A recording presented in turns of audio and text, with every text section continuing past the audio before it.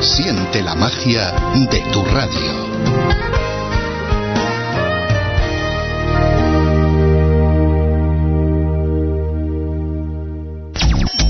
Únete al espíritu de tu radio.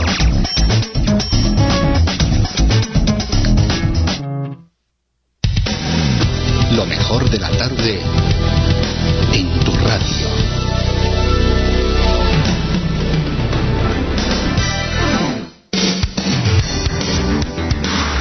La radio que está cerca de ti.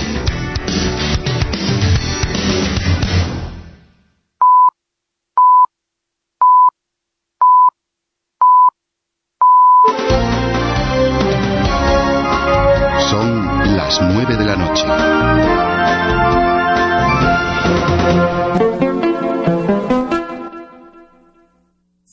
Medios de comunicación, tecnología, redes sociales, aplicaciones en comunicación, contenidos de los medios de comunicación, radio y televisión. Ya estás en red. Ya estás en red. Reformar, actualizar, difundir todo lo relacionado a la aplicación mediática de mensajes, mercadotecnia digital, uso de tecnología. En red. Ya estás en red. Entrevistas, reportajes, editoriales. Ya estás en red.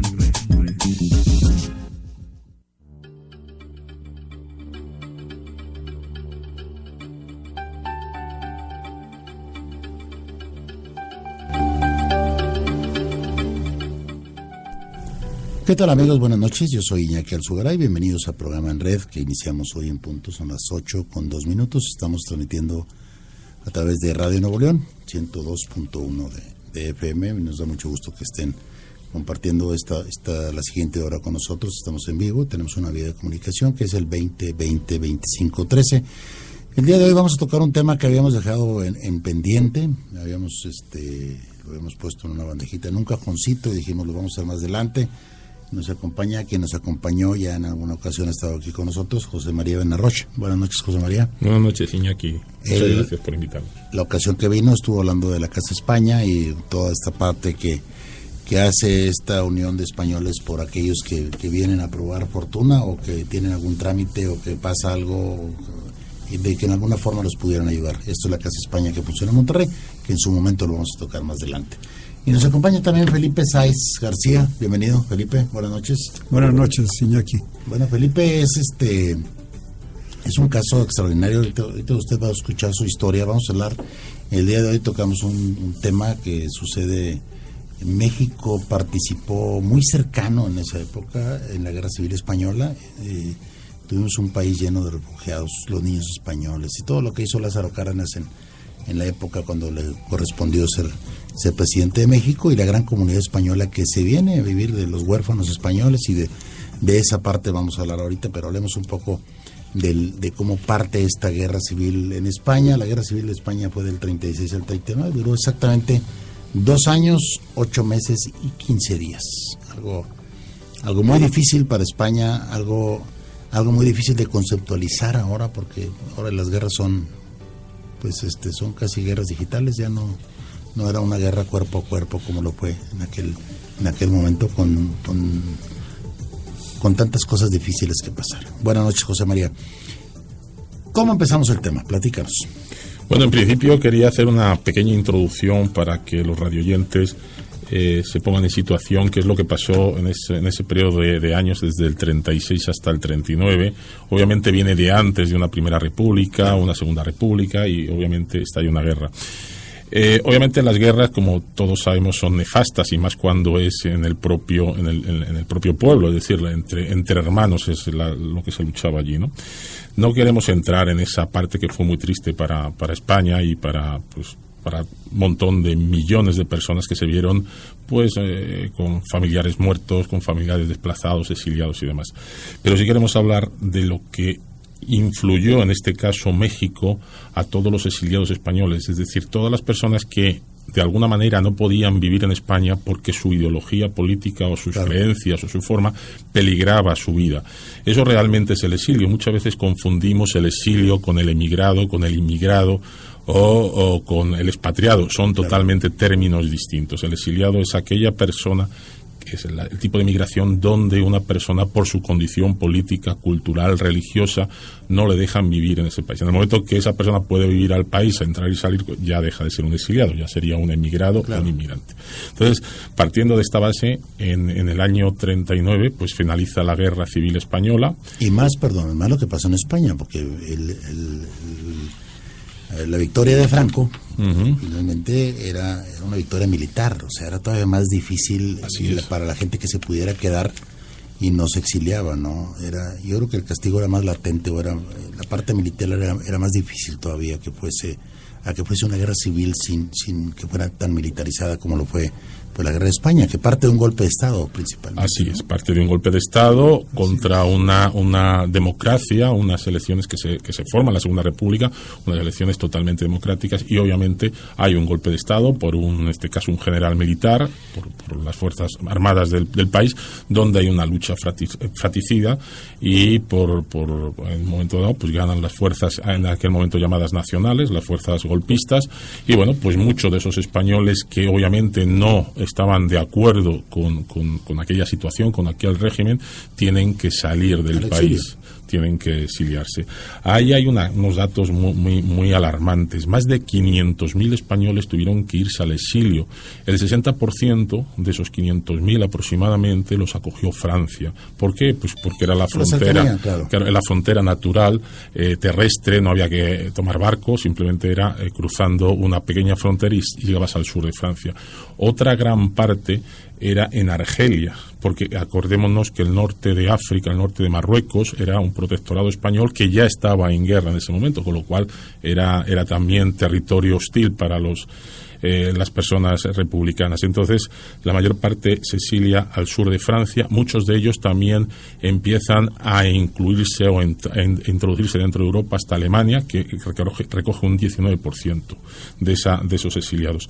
Y obviamente, durante ese periodo, hasta el año 39, recordemos que en el 39 y 40 estalla la Segunda Guerra Mundial en Europa. Entonces muchos de estos exiliados, les toca la Segunda Guerra Mundial, claro, tienen que huir también de ese país que estaban de acogida, en este caso Francia, Alemania, otros países. A mi padre le pasa eso, precisamente sale exiliado de España y luego le toca la Segunda Guerra Mundial. Efectivamente. Ahora con Felipe nos platicará qué es lo que fue, porque es impresionante la historia de su mamá y de Felipe, ¿no? Entonces, yo quería simplemente decir y poner en antecedentes. Efectivamente, ese golpe de Estado se lleva a cabo, y hay una serie de países que, una vez, como Francia, que acoge una serie de españoles exiliados, pero al estallar la Segunda Guerra Mundial se tienen que emigrar. Entonces hay países, sobre todo países latinoamericanos. Había un sector importante que los acogió la URSS, la antigua Unión Soviética, que era... porque la Unión Soviética apoya a la República. Efectivamente, en ese momento pues era... México y la Unión Soviética son los que apoyan a la República, ¿no? Hubo varios países, ¿no? Uno de ellos, y vamos a hablar de él porque también apoyó la República Dominicana. Lo que pasa es que la República Dominicana acogió a más de 4.000, pero muchos de ellos se tuvieron que ir porque no había posibilidad de trabajo, pues tuvieron que saltar a otros países, a Chile, a Uruguay, Argentina fue otro país muy de acogida, ¿no? Entonces, México, entonces estaba el presidente de la República, el general Lázaro Cárdenas. En principio, cuando estalla la guerra, hay un acuerdo entre el que era embajador de aquí y el presidente de la República, donde recogen a una serie de niños que estaban un poco, complicados por el tema de la guerra civil. Todo esto cuando estalla la guerra civil en España. México acoge a 442 niños. Los famosos niños españoles. Exacto, ¿no? Niños españoles, sobre todo, que llegan a Morelia. Los niños de Morelia. Los niños de Morelia, efectivamente, Felipe. Y hubo una película, ¿no? También sí, una película y un libro. Así es. Se habló mucho sobre ellos. Fíjate, hay unos datos. México acoge 442 niños, Francia acoge a 17.500, Bélgica 5.130, Suiza, Dinamarca y Holanda 1.000. Pero México, siendo un país al otro lado del Atlántico y con el general Lázaro Cárdenas, acoge a estos niños. Te faltó Rusia. Sí, Rusia obviamente acoge a muchos niños que son sobre todo hijos de dirigentes del Partido Comunista, que eran los que... Claro. Pero esto es en una primera... Es un buen número. Sí, también es un buen número, pero eso es en la parte final. Y después ya en el año 39 empieza lo que es el exilio español. México acoge aproximadamente a más de 25.000 españoles de forma directa. Se considera que hay entre 25 y 45.000, nunca se pudo saber el dato, puesto que no había una forma tan exhaustiva como hay ahora de entrada al país, ¿no? Ahora Felipe nos platicará de ello porque él le tocó venir en ese barco, en el Serpampinto, ¿verdad?, que es en el que vinieron, Serpampinto, sí. Uno de los últimos barcos. El primer barco que vino fue el barco Sinaya, era un barco de bandera romana, y este barco vino con 1.599 españoles exiliados, donde más de la mitad de esos españoles que venían eran pues gente de la cultura, gente que venía, por ejemplo, venía la Orquesta Sinfónica de Madrid, venía pues literarios, venía, por ejemplo, que ahora hablaremos de Pedro Garfias, la selección vasca. La selección vasca, es decir, mucho capital intelectual que aquí en México aportó muchísimo, que luego hablaremos también de ello. Perdón, hoy hace 75 años llegó el Mexique. El Mexique. Hoy precisamente. ¿Ah? Es un buen 75 dato. años, se dice. Se dice rápido, ¿no? rápido. Pero 75 años que llevo. Entonces vinieron distintos barcos. El primero fue el Sinaya y el último pues fueron en el año 42 los últimos barcos de acogida como concepto del exilio. Muchos de ellos, pues como te digo, venían pues militares, venían líderes políticos. Recordemos que México tuvo durante un tiempo la asamblea del gobierno en la República instaurado aquí en México, es decir, había México perdió relaciones con España hasta que falleció Franco. Efectivamente. 76, Efectivamente. 75, pero pues sería en el 76 más o menos cuando reinstalaron otra vez las relaciones. Así es. Entonces, México y otros países acogieron gente, científicos, intelectuales, y pues por ejemplo Alberti, Francisco Ayala, Juan Ramón Jiménez, León de Felipe, Paul Casal, Pedro Garfias, y tantos literarios, intelectuales, científicos, pilotos, químicos y también mano obrera, por supuesto. Maestros. Todo eso vino muy bien y de verdad apoyó y valió mucho para México, dentro que era devolver mucho a México, claro, devolver un poco lo que México dio en este caso al exilio español y a los españoles, ¿no? Y la verdad que en este punto luego me gustaría adelantar un poquito de nuestro poeta más ilustre que tenemos aquí, que está en Monterrey, que falleció aquí en el año 67, que es Pedro Garfias. Luego pondremos un poquito de él y veremos. Pero ahora sí me gustaría que Felipe nos contara su experiencia. Felipe es una persona que nace en un campo, en un hospital en el sur de Francia, donde su mamá se exilia, su madre María García Torrecillas, una gran señora que bueno, pues yo no tuve el placer de conocerla, pero me hubiera gustado mucho, la verdad. He leído su libro que Felipe me regaló, Mi exilio, que es como se titula su libro que escribió María.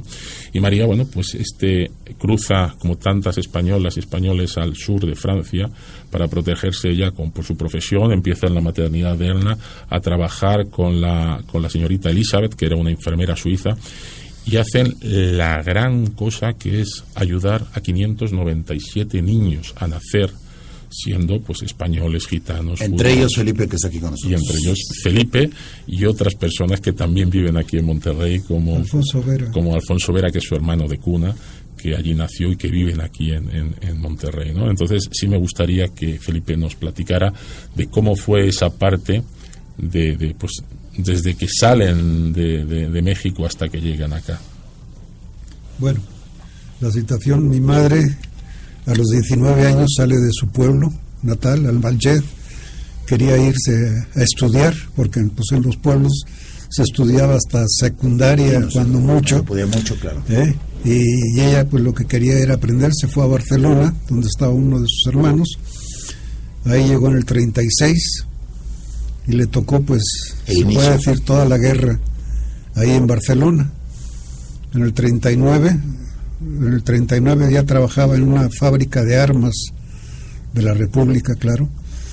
Y pues cuando llegan los franquistas a Barcelona, pues a correr, y los 300 kilómetros que hay de Barcelona hasta Francia, caminando.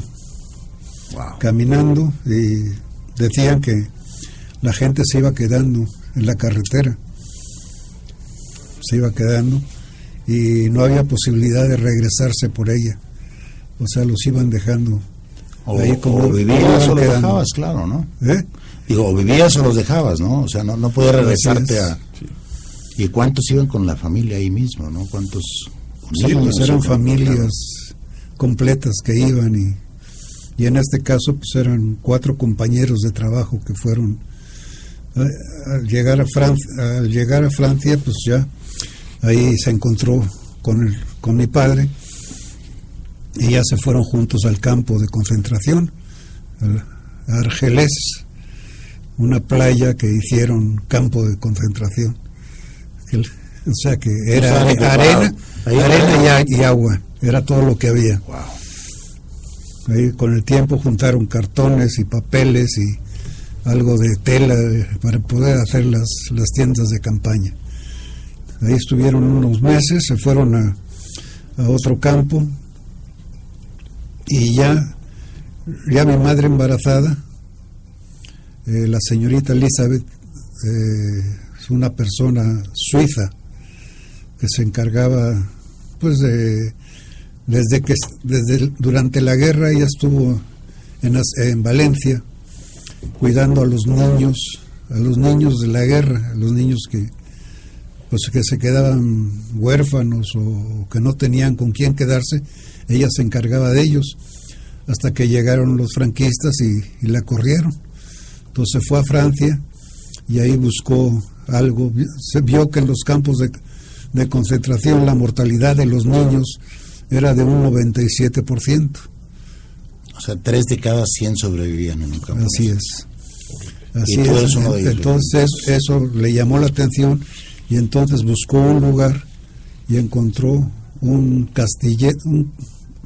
pequeño tipo castillo. Un palacete por ahí. Un palacete en Elne, muy cerca de Perpiñán, cerca de la frontera con España y cerca de los campos de concentración. Entonces ella iba a los campos de concentración y a las señoras embarazadas las separaba y las llevaba al lugar las tenía durante un mes en un lugar especial del campo que ella había construido para alimentarlas y darles un poquito de limpieza y eso. Y ya con un mes antes del nacimiento del niño se iban a la maternidad. Entonces mi madre, después de un año de estar en el campo de concentración, se fue a la maternidad, llegó, estuvo un mes ahí trabajando en la cocina, en todo lo que se podía. Cuando nací yo, a los pocos días la señorita Elizabeth le dice que se quiere quedar a trabajar ahí. ¿Ayudarla ahí? Pues ella, lo primero que se le va en mente, no vuelvo al campo, claro que sí. Claro, ya estando ahí. Entonces se quedó ahí a trabajar 2 años y medio en esa maternidad. Ahí pues nacimos 597 niños. Se puede decir que se salvaron 597 madres y 597 niños. Personas, claro.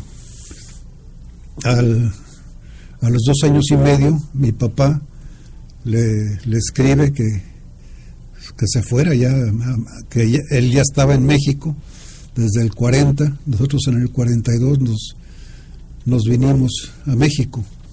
¿Cómo se separaba la gente antes, no? ¿Cómo era? Sí, no había... Tuvo que haber sido muy doloroso. Yo recuerdo, y interrumpo un poco, porque yo recuerdo la historia que platicaba mi tía sobre la salida de mi padre. Les dijo, voy a tomar un café, y no lo volvieron a ver.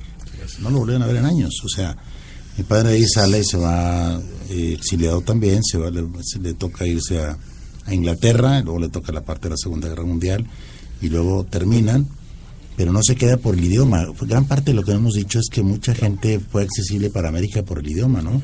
Porque en aquella época tampoco no tenían la posibilidad, quizá que tenga hoy mucha gente, de poder practicar 2 idiomas. Y luego salen pasando, y recuerdo que me decía mi tía, que ellos, para poder sacar las pocas cosas que tenían, dice, como niñas en muñecas, teníamos que sacar los rellenos de las muñecas, y ahí metíamos las cadenas, y si teníamos un anillo en la casa, porque todos les quitaban los soldados. O sea, se iban sin nada. Ahorita que decías tú que recorrían 300 kilómetros, tú te imaginas lo que sufrieron también en ese recorrido. O sea, los bandidos y la gente que los soltaba, no sé, 1000 cosas que pudieron haber pasado. Y se me viene a la mente el ver a una niña desbaratando una muñeca para meterle un anillo, ¿no? Y para poder tener algo, ¿no? Para tener algo de valor para poder subsistir. Era como lo tenían. Y cómo la gente se venía, bueno, no se venía tan fácil, no tenían otra oportunidad, o sea, o se quedaban, es lo que le pasa entonces a tu padre, o se viene para México o no puede, pues él no formaban parte ya de esta guerra que él llegó, guerra fue dificilísima en España. Él llegó a Coatzacoalcos, él era soldado durante la guerra y afortunadamente pudo salir de Francia. Estaba en un campo de castigo porque lo creían comunista.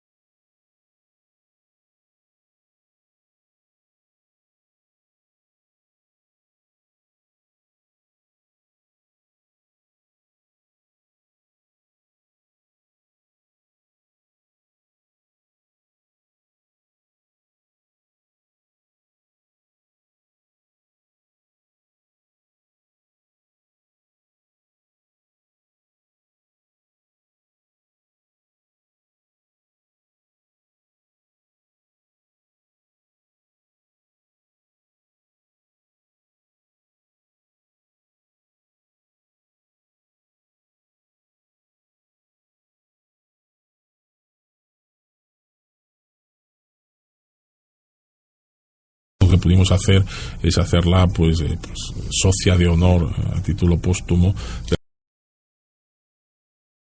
Felipe. Y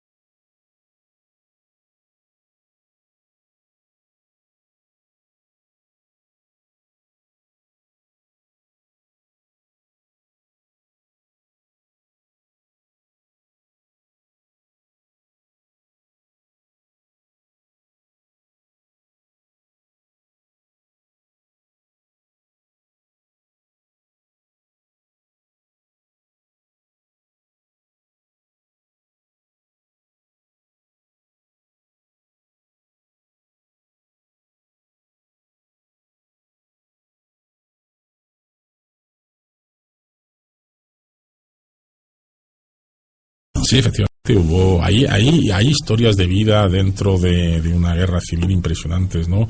La historia de la mamá de Felipe, María, pues es una de tal.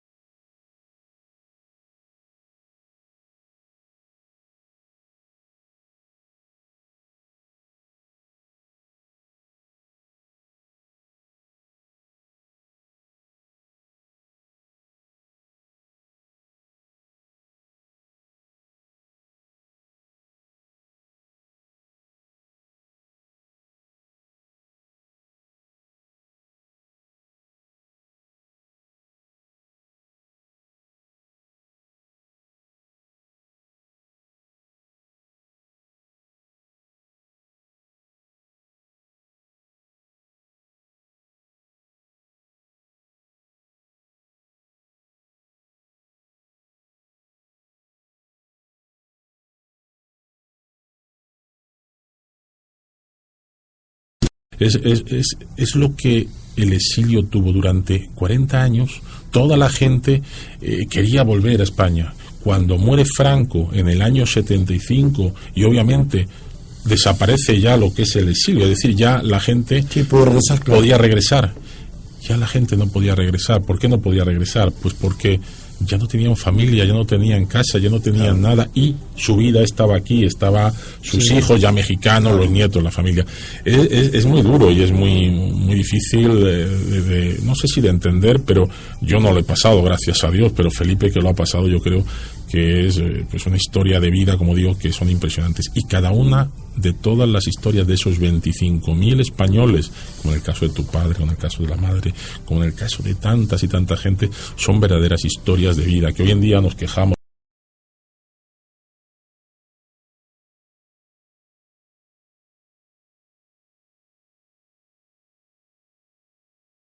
Yo mi primera ida a España fue a los 18 años.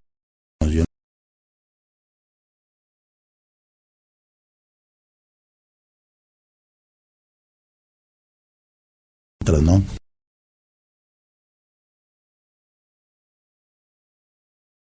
gran deseo de nosotros de esperar al cartero. El que llegara el cartero a la casa y que llevara una carta a España era, wow, era como...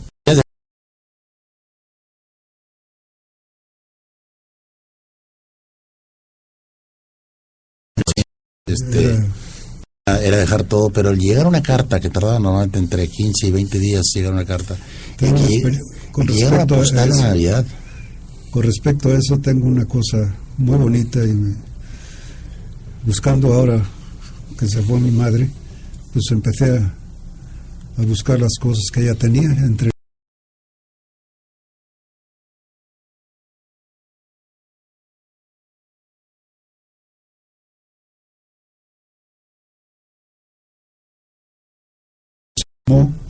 y entre las cosas pues iba la carta wow. Y viene un anuncio de correos que esta carta está de esos porque iba en el avión que se quemó en tal fecha. Qué historia, ¿verdad? Y se dicen tan fácil, pero se cuentan así. Vivirlas debe ser tan difícil porque lo principal, como comentas, Felipe, el quedarse sin familia, el estar solo en un país, para ellos debe haber sido durísimo el voltear y decir, vamos, aquí no hay nadie, o sea, aquí hay lo que hay enfrente, ¿no? Hay una carta que te puede ayudar a ser enfermera, hay una teoría de ser una costurera, o sea, hay cosas que dice uno que ahorita ni se las imagina, ¿no? O no las valoran, a lo mejor no le damos la importancia a lo que logramos tener en este momento, ¿no? Así, yo creo, estoy totalmente de acuerdo contigo.